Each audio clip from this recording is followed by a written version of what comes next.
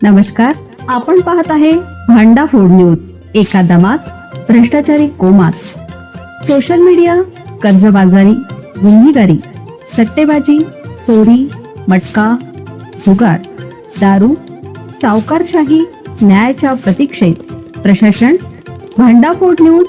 एका दमात भ्रष्टाचारी कोमात.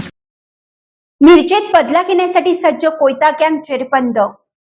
मिरजेत शिवप्रसाद अथनीकर वर झालेल्या हल्ल्याचा बदला घेण्यासाठी काझी टोळीवर हल्ल्याच्या तयारीत असलेल्या 5 जणांना पोलिसांनी कोयते आणि लोखंडी रॉडसह जेरबंद केलं.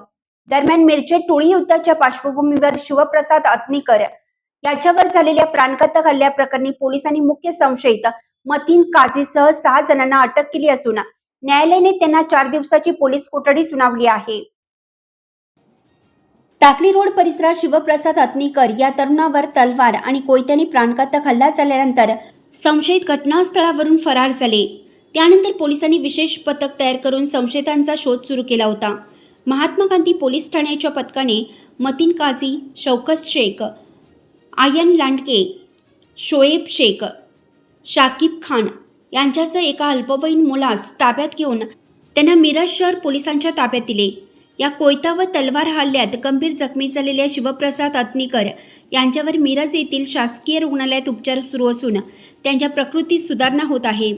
हल्ल्यासाठी वापरण्यात आलेली 4 चाकी मोटारी पोलिसांनी जप्त केली.